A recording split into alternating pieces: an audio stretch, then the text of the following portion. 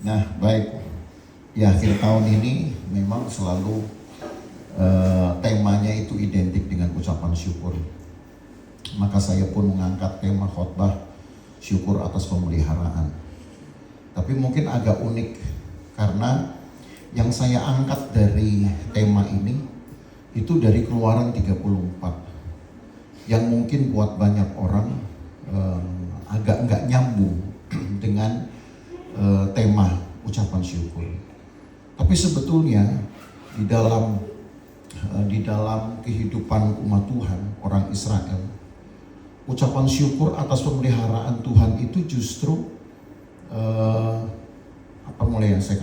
justru menjadi kuat atau begitu kuat justru di dalam teks ini.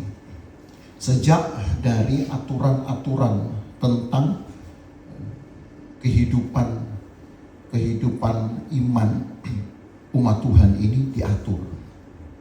Jadi sebenarnya ucapan syukur kita itu nanti akan berbanding lurus dengan iman kita dalam mengiring Tuhan, saudara. Apa yang saudara syukuri itu adalah buah-buah atau upah-upah. Nah, gitu. Kalau upah kesannya kayak duniawi. Tapi kalau saya bilang buah-buah itu kesannya lebih rohani gitu. Tapi itu sama. Bahwa ucapan syukur kita itu adalah upah atau juga buah dari iman kita, kesetiaan kita kepada Tuhan. Kan kalau Tuhan di dalam Alkitab selalu dinyatakan sebagai oknum yang setia, yang tidak pernah melanggar janjinya, yang tidak pernah mendua hatinya, yang tidak pernah berbelat-belit, kata Alkitab menurut bahasa kita. Justru manusialah yang belat-belit, mulutnya belat-belit. Tahu belat-belit? Ngomong itu sekenaknya, itu belat-belit. Udah gitu cari alasan, udah tahu salah masih ngeles, telat masih ngeles, gitu. Itu namanya belat-belit. Udah begitu manusia juga disebut sebagai makhluk yang cenderung hatinya bengkok. Tahu bengkok? Nggak lurus, gitu. Artinya banyak akalnya, gitu. Akal bulusnya banyak. Maka selalu jauh sekali perbedaan antara Tuhan dengan manusia. Tapi herannya Bapak Ibu Saudara, tiap tahun umat Tuhan ini selalu punya kesaksian tentang Tuhan. Tidak terkecuali Bapak Ibu Saudara, selalu ada kesaksian. Betul tidak? Betul tidak? Betul. Saudara kayak lapar nih. Betul tidak? Walau tadi yang kesaksian yang maju cuma dikit. Tapi kalau mau jujur di satu-satu seandainya dikasih kesempatan, mungkin kita pulang tengah malam jangan-jangannya. Ya, betul-betul tengah malam. Ya. Karena pasti semua maunya cerita, dan ada cerita tentang kemenangan iman. Jadi yang menarik ini adalah ketika Allah itu setia, tetapi manusia itu lebih banyak mendua hati, Allah tetap meluaskan yang baik itu kepada manusia. Nah, hanya Bapak Ibu Saudara perlu sadari bahwa bukan berarti ketika manusia yang bengkok hatinya dan yang penuh dengan belat-belit ini, itu dengan mudah mendapatkan keuntungan-keuntungan atau berkat-berkat dari Tuhan. Seolah Tuhan itu cuek bebek ini. Ya, kamu mau orang yang gak setia, gak apa-apalah, yang penting saya kasih hidup. Gak gitu juga sebetulnya. Ada semacam prinsip, aturan main yang Allah tegakkan, yang kemudian kita kenal menjadi hak dan kewajiban. Nah, itu yang akan kita bahas. Karena inilah landasan dari syukur umat Tuhan itu kepada Pencipta. Maka di Keluaran 34, Saudara, mari kita lihat Keluaran 34. Saya tidak akan membaca dari ayat pertama tentunya, tapi dari ayat 10 dan ayat yang ke 11, kita akan dapati dulu berita tentang kehendak Allah atau inisiatif Allah di dalam menyediakan dirinya sebagai kebutuhan hidup manusia. Coba kita baca Keluaran 34 ayat 10 mulai. Firman-Nya, sungguh aku mengadakan suatu perjanjian di depan seluruh bangsa ini. Di depan seluruh bangsamu ini akan kulakukan perbuatan-perbuatan yang ajaib, seperti yang belum pernah dijadikan di seluruh bumi di antara segala bangsa. Seluruh bangsa yang di tengah-tengahnya engkau diam akan melihat perbuatan Tuhan. Seluruh bangsa yang diam di tengah-tengah umat Tuhan. Tahu maksudnya apa? Berarti sekeliling, tetangga-tetangga. Itu akan melihat perbuatan Tuhan. Sebab apa yang akan kulakukan dengan engkau sungguh-sungguh dahsyat. Dahsyat maksudnya. Apa yang Allah buat itu dahsyat. Dan itu nanti bukan hanya akan dirasa oleh saudara sebagai umat Tuhan, tapi orang yang tinggal bersama-sama kita, di mana kita tinggal di tengah-tengah mereka, itu akan melihat juga perbuatan Tuhan yang dahsyat. Jadi Tuhan yang dahsyat itu gak akan bisa dikenal kalau tidak ada orang percaya. Orang percaya, gereja Tuhan, jemaat Tuhan lah yang turut memperkenalkan bahwa Tuhan kita itu Tuhan yang dahsyat. Nah itu loh, itu bentuk dari kesatuannya, kerjasamanya. Terus ayat 11, tetapi, nah ini ada syarat yang diminta kalau udah begitu. Ini yang disebut dengan kewajiban. Haknya tadi di ayat 10, kamu akan menerima perbuatan-perbuatan dahsyat, itu sebutlah hak kita. Saudara percaya bahwa tahun 2026 Tuhan akan menyertai saudara dengan dahsyat? Percaya? Amin. Tetapi, nah berarti tetapi ada bagian saudara yang harus saudara buat dong. Jangan cuma terima, pengen gitu ya. Tuhan, saya pengen alami yang dahsyat. Ya. Tapi kita sendiri tidak bisa melakukan sedikit saja. Rasanya tidak fair, tidak banding. Maka ayat 11, tetapi engkau berpeganglah pada yang kuperintahkan kepadamu pada hari ini. Lihat, aku akan menghalau dari depanmu orang Amori, Kanaan, orang Het, orang Feris, orang Hewi, dan orang Yebus. Saya lanjutkan ya saudara, saya lanjutkan saja ayatnya. Ayat 12, berawas-awaslah, janganlah engkau mengadakan perjanjian dengan penduduk negeri yang kau datangi itu, supaya jangan mereka menjadi jerat bagimu di tengah-tengahmu. Sebaliknya, mezbah-mezbah mereka harus kamu rubuhkan, tugu-tugu berhala mereka kamu remukkan, dan tiang-tiang berhala mereka kamu tebang. Sebab janganlah engkau sujud menyembah kepada Allah lain, karena Tuhan yang namanya cemburuan adalah Allah yang cemburu. Janganlah engkau sampai mengadakan perjanjian dengan penduduk negeri itu apabila mereka berzinah dengan mengikuti Allah mereka dan mempersembahkan korban kepada Allah mereka, maka mereka akan mengundang engkau dan engkau akan ikut makan korban sembelihan mereka. Sampai situ aja. Jadi kewajiban pertama yang Allah minta, kalau saudara ingin mengalami perkara dahsyat dari Tuhan sepanjang tahun 2026, yang pertama dari ayat-ayat yang kita baca, jangan sampai ada Allah lain di hati saudara. Cukuplah Allah kita saja, Allah pencipta langit dan bumi, yang pernah berinkarnasi di dalam Yesus Kristus. Itu yang sudah kita lihat sepanjang khotbah-khotbah seri Natal ya, dari bulan November kalau tidak salah. Ya, dari minggu terakhir November saya sudah khotbah Natal itu. Sampai dengan tanggal 28 kemarin. Hanya satu Allah boleh saudara sembah, hanya satu Allah boleh ada di dalam hatimu, hanya satu Allah yang boleh ada di dalam pikiran, tidak boleh ada Allah lain. Siapa Allah lain ini? Saya nggak punya Allah lain. Banyak orang awalnya mengaku begitu, merasa tidak punya Allah lain. Tapi pelan-pelan dia sudah membuat Allahnya yang lain, yang mungkin dia sendiri awalnya nggak sadar.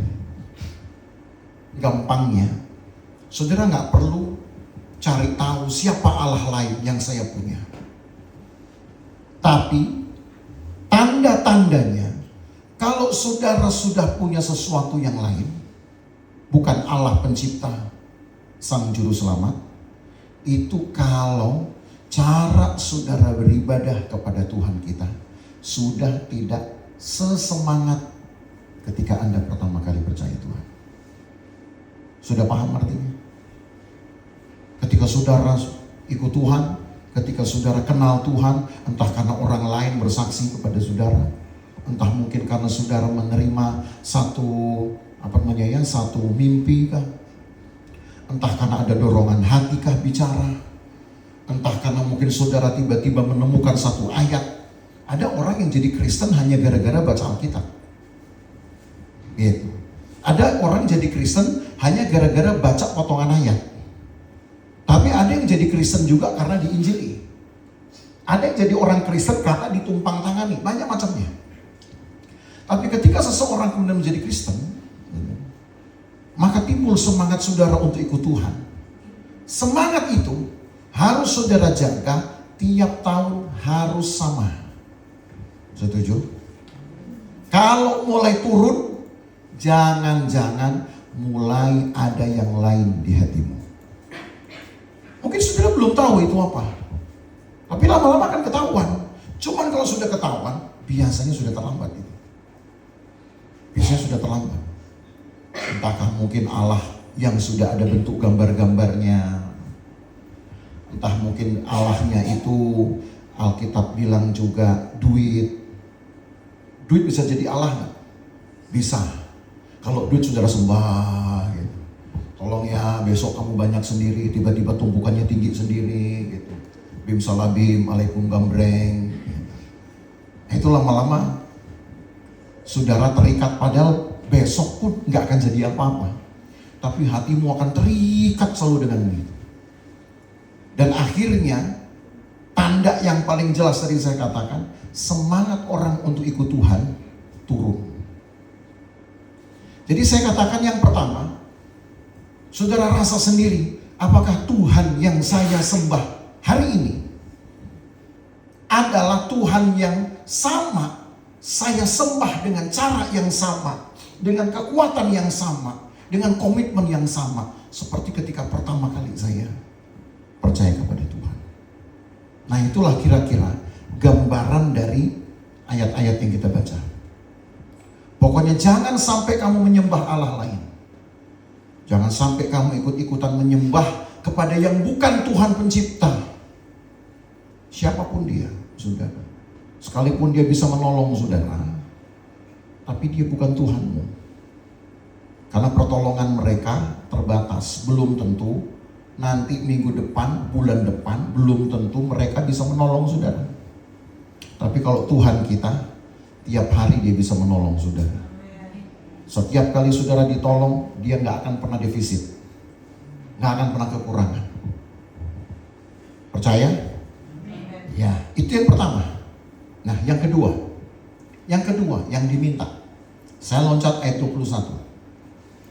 Yang diminta. Jadi ini kewajibannya. Kalau yang pertama berhubungan dengan objek penyembahan kita, jangan sampai ada Allah lain.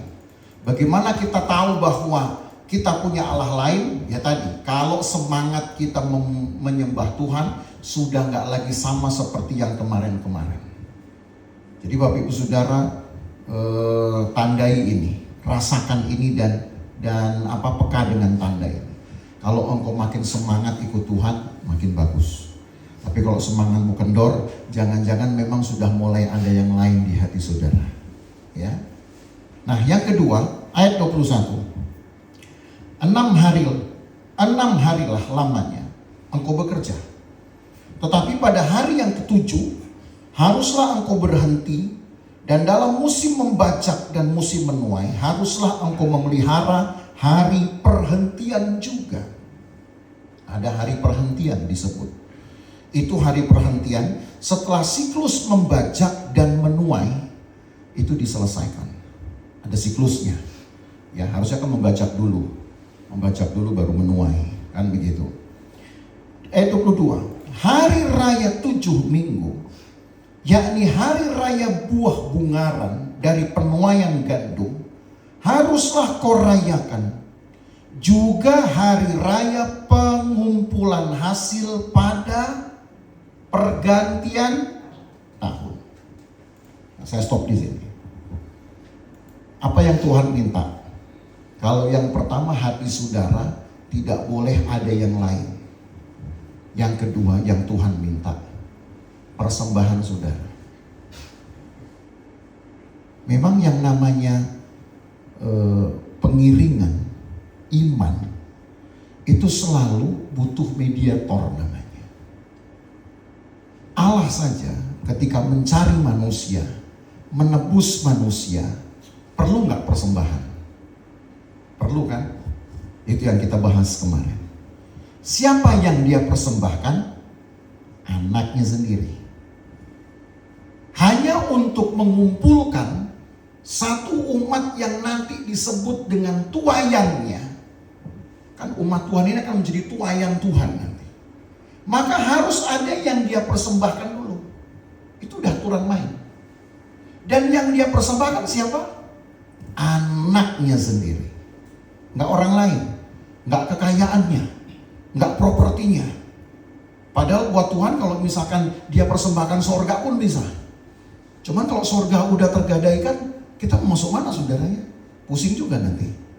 Makanya Tuhan tidak mau mengorbankan sorga itu.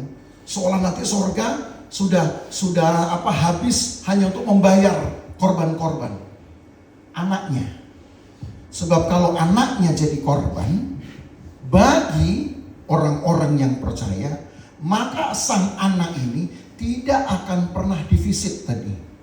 Karena memang Allah itu maha kuasa. Jadi rumusnya begini. Supaya Allah mendapatkan tuayannya, yaitu umat tebusannya, maka dia harus lebih dahulu memberikan korban. Dan korban itu adalah anaknya.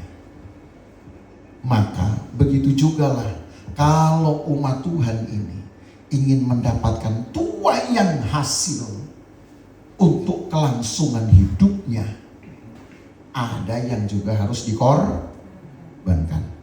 Itu rumus itu nggak boleh diganti, saudara. Tapi Tuhan minta korbannya apa? Anak kita. Mau kasih nggak, saudara? Kalau sampai Tuhan minta anak kita, ayo jujur, mau kasih nggak? Ganti duit deh kalau bisa, gitu. Janganlah. Gitu. Begitu duit, aduh sayang banget ini buat modal, udah deh jangan ganti duit lah, ganti lapciong ke atau apa gitu, ganti barang lah gitu. Mau kita nawar saudara, udah dikasih yang paling enak pun tetap nawar. Kalau bisa Tuhan jangan langsung cash ya, bisa nggak dicicil 30 kali gitu sebulan gitu. Banyak kan alasannya manusia itu. Tapi rumus ini nggak boleh diganti loh saudara. Allah harus memberi korban dulu demi mendapatkan tuayannya jiwa-jiwa, dan korbannya adalah anaknya. Maka kalau manusia juga ingin mendapatkan tuayan atas kerja keras hidupnya, boleh kan? Alkitab bilang orang yang bekerja layak untuk makan, betul kan? Jadi itu kan tuayannya. Tapi tuayan itu kan tidak cukup hanya dari keringat saudara saja. Tidak cukup. Harus ada tambahan dari berkat Tuhan sendiri, yang membuat pada akhirnya kata cukup itu menjadi berkelimpahan. Kan begitu. Maka yang Allah minta adalah korban. Tapi korban itu juga ternyata berhubungan dengan apa yang mereka kerjakan, apa yang mereka bajak, apa yang mereka tuai. Korbannya nggak tidak jauh dari situ.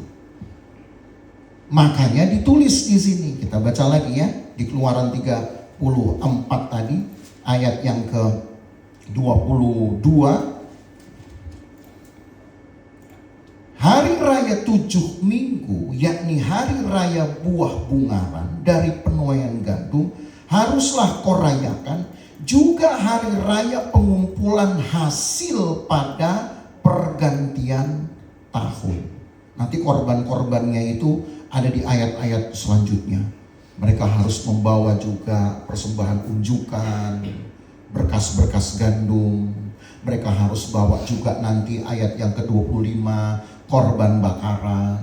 Itu korban-korbannya ada di situ, tapi saya tidak mau detailkan korban-korban itu.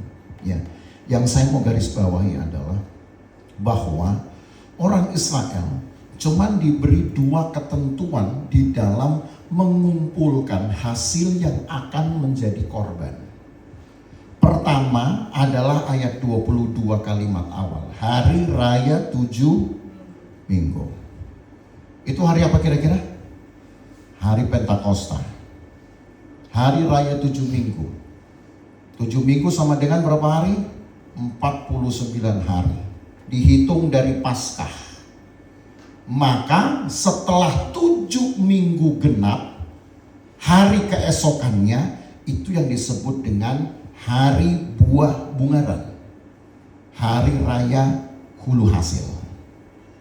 Itu jatuh pada musim panas, saudara. Ya, pada musim panas, kurang lebih pada bulan ketiga dalam kalendernya orang Yahudi. Lalu itu yang pertama. Lalu ditulis juga hari raya pengumpulan hasil pada pergantian tahun. Nah, ini yang Bapak Ibu Saudara mesti cermati nih. Pergantian tahun di sini berbeda dengan pergantian tahun di dalam kalender kita. Kalau pergantian tahun di kalender kita jatuhnya tanggal berapa? 31 Desember. Tiap Desember tanggal 31 pergantian tahun. Orang Yahudi punya pergantian tahun selalu jatuhnya pada tanggal 30 bulan yang ke-6. Bulan Elul namanya. Ya, ingat aja Elul gitu. Elul. Itu pergantian tahunnya ada di situ. Jadi kalau di kalender Masehi itu bulan ke-12, di kalender Yahudi terjadi di bulan ke-6. Tanggalnya sama. Hanya kalau kalender Yahudi mereka cuman kenal tanggalan itu bulan yang ganjil harinya 30, bulan yang genap harinya 29.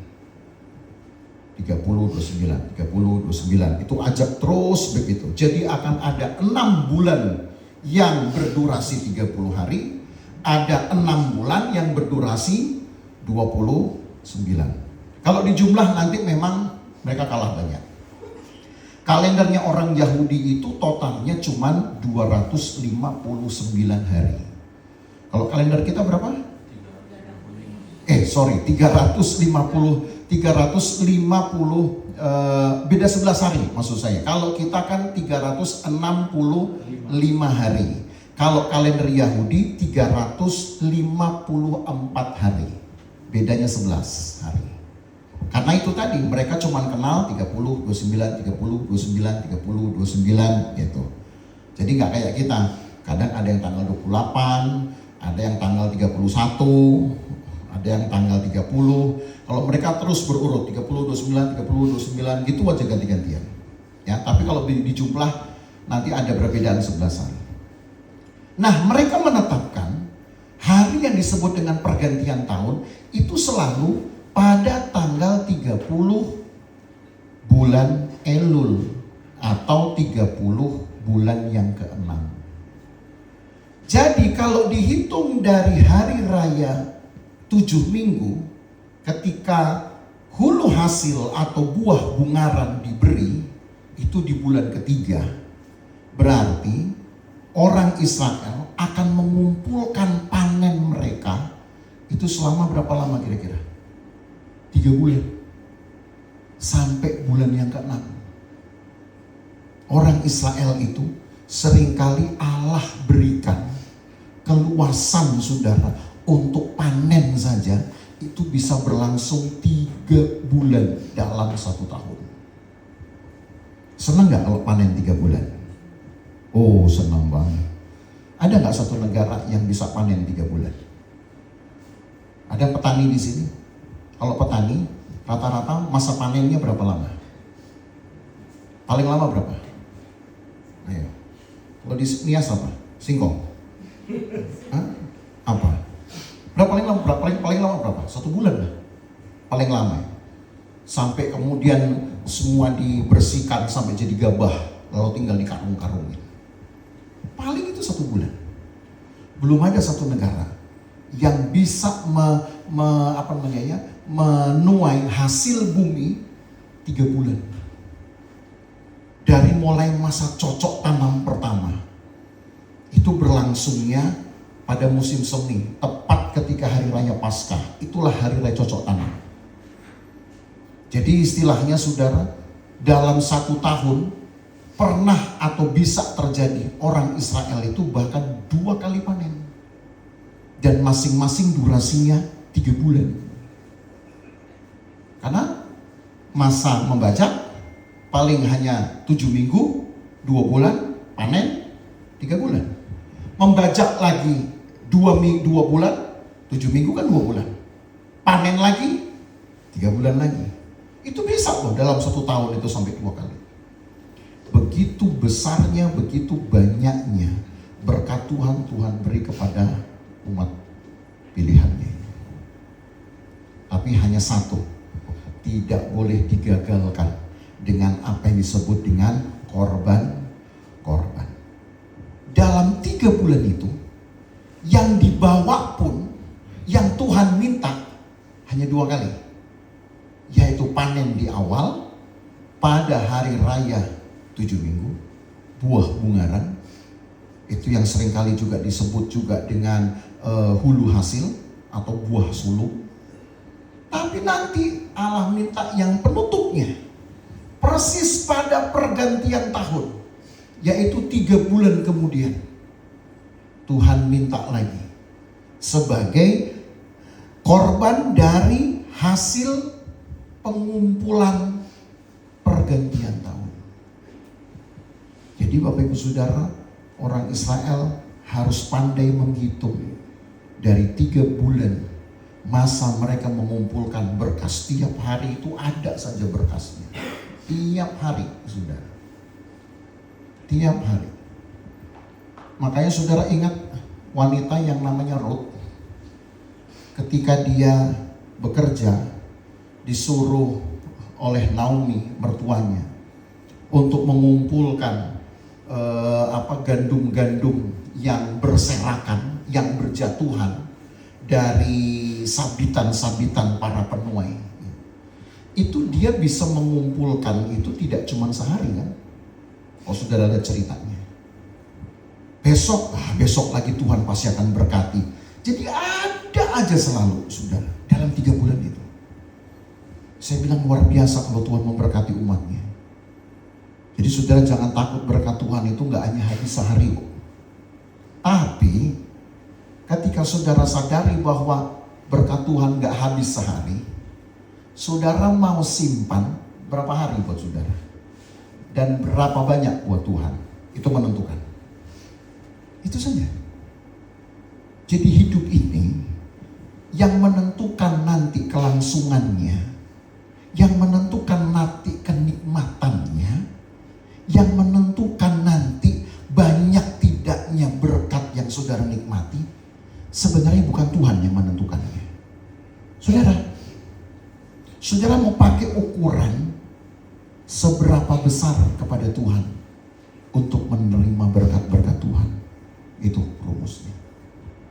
Nanti di dalam perjanjian baru ada ayat yang sejenis dengan ayat ini.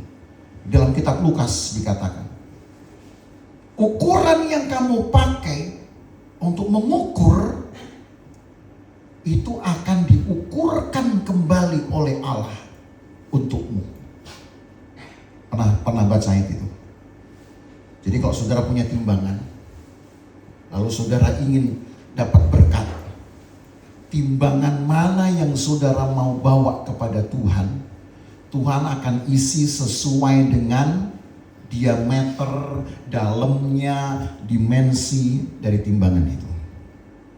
Kalau saudara cuma datang kepada Tuhan, ya saya cuma bisa lah kasih hidup saya itu, persembahan saya, korban-korban saya cuman sedalam mangkok. Ya berarti nanti saudara jangan marah kalau Tuhan hanya bisa kasih berkat saudara juga segede mangkok. Karena itu yang saudara bawa kepada Tuhan. Tapi kalau saudara bawa kepada Tuhan ember, kurang gede ember, gentong, kurang gede gentong, toren, kurang gede lagi toren. Nih Tuhan, saya berikan hidup saya seperti ini. Saya akan taat, saya akan setia, saya akan sungguh-sungguh, saya akan berkorban.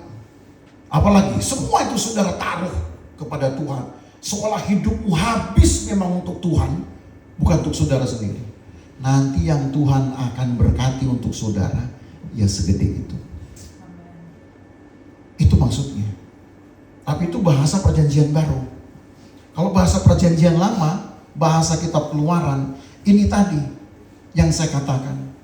Cuman berkat di awal dan di akhir saja Allah minta.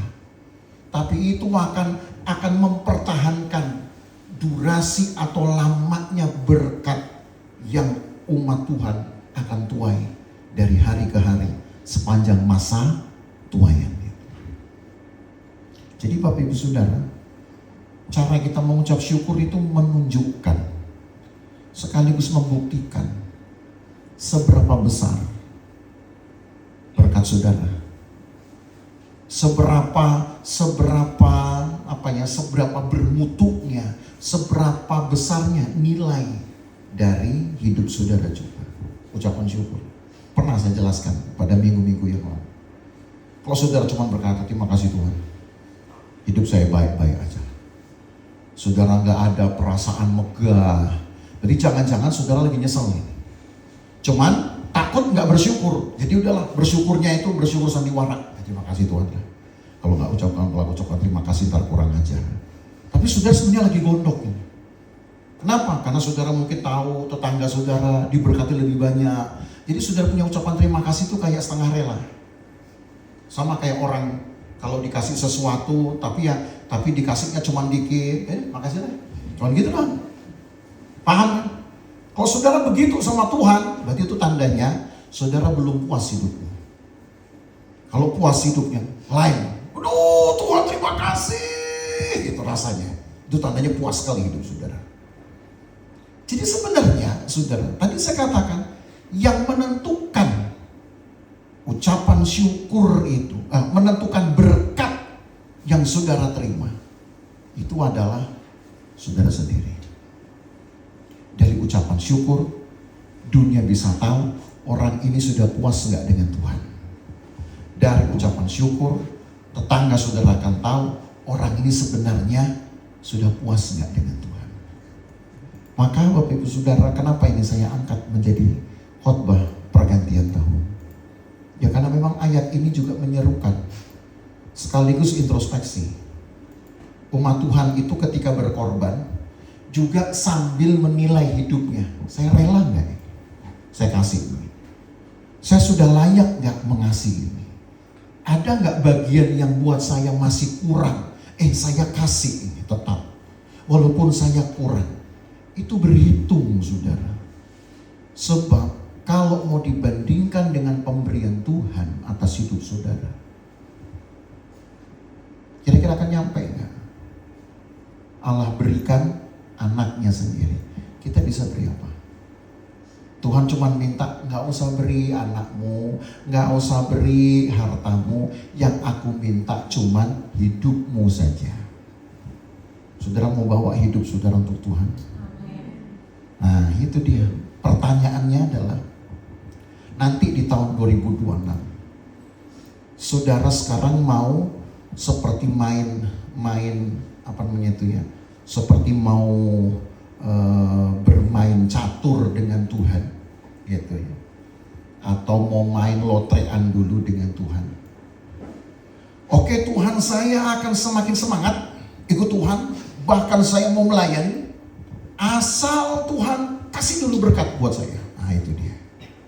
Saudara mau pakai rumus ini, atau saudara mau pakai rumus tadi yang di kitab Keluaran? Mau terima tuayan, korban dulu. Betul tidak? Ketika Allah korbankan anaknya yang tunggal, dia akan terima tuayan gak nanti? Terima. Walaupun lama. Jujur lama. Karena Yesus mesti gede dulu toh. Yesus mesti gede dulu, Yesus mesti melayani dulu, begitu. Setelah itu nanti begitu dia dikorbankan di kayu salib, ada nanti masa di mana kesaksian harus dulu diperkuat, harapan diperkuat. Setelah itu baru kemudian ada Roh Kudus dicurahkan. Setelah Roh Kudus dicurahkan, barulah Alkitab berkata, tiap kali rasul-rasul berkhotbah 5.000 orang bertobat. Itu berarti tuayan buat Tuhan nggak? Tuayan buat Tuhan. Tetapi anaknya dikorbankan dulu. Berapa lama itu?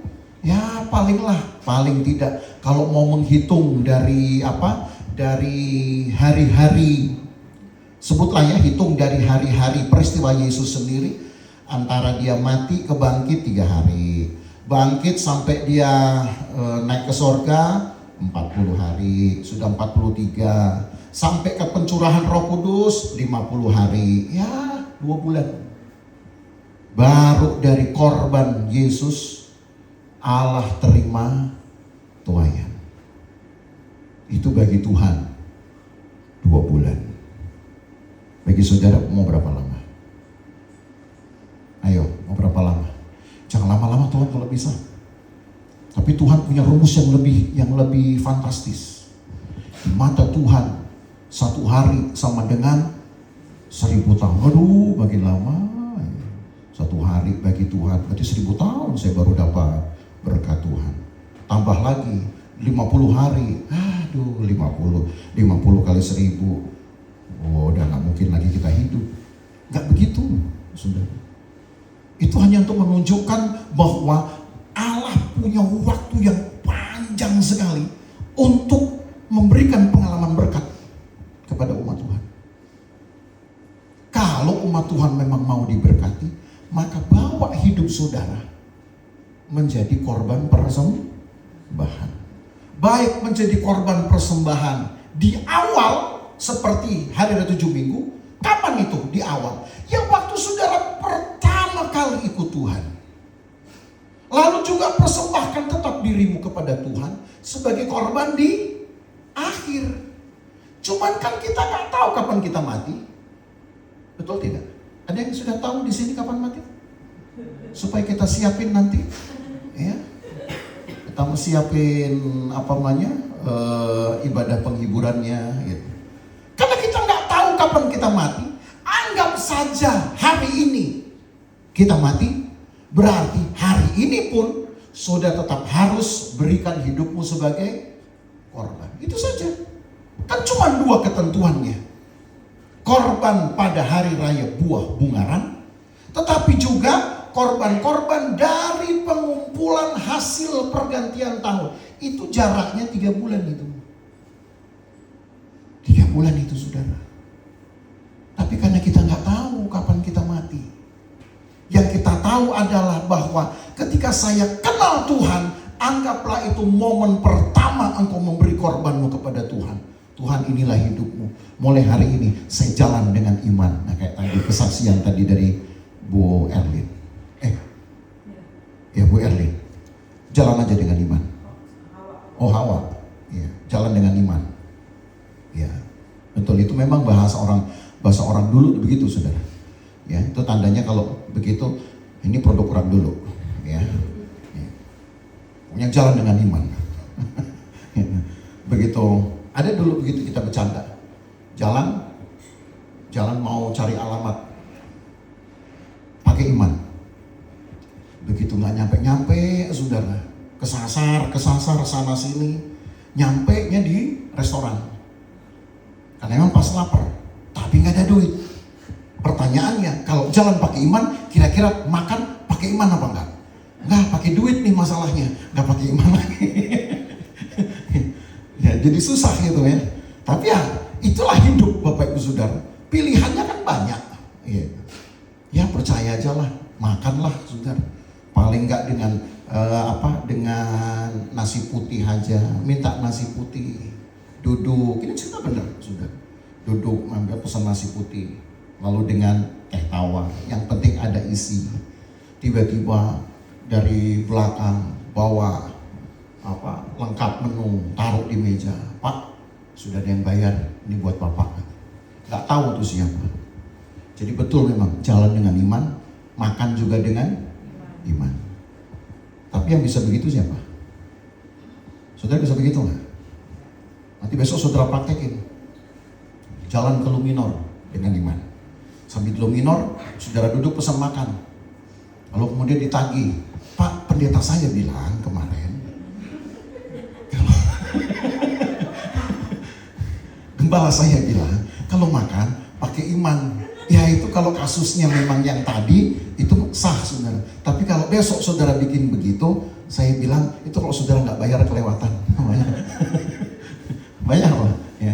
Jadi jangan kita kemudian mau mau peragakan sesuatu, tapi nggak sesuai nanti dengan kebutuhannya. Jadi dua hal ini Bapak Ibu Saudara. Berikan korban saudara kalau saudara ingin tuaian hidup. Dari tuaianlah dunia tahu nanti bahwa Allah hidup di dalam hidup saudara. Dan ketika karena tuaian, karena berkat itu saudara mengucap syukur, dari ucapan syukur saudara pun dunia akan tahu pengalaman saudara sudah seperti apa dengan Tuhan. Jadi buatlah korban-korban hidup saudara sekuat sebesar hari pertama ketika engkau kenal Tuhan. Maka saya percaya apa yang saudara buat ini sudah pasti saudara akan menyingkirkan apa yang disebut tadi dengan bahaya mendua hati. Karena kesetiaan dihitung dari mana?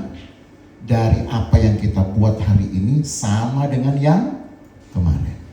Sama dengan hari yang pertama. Jadi kalau saudara ditanya, saudara masih percayakah dengan Tuhanmu? Saudara jawab jujur itu dengan pengalamanmu sendiri.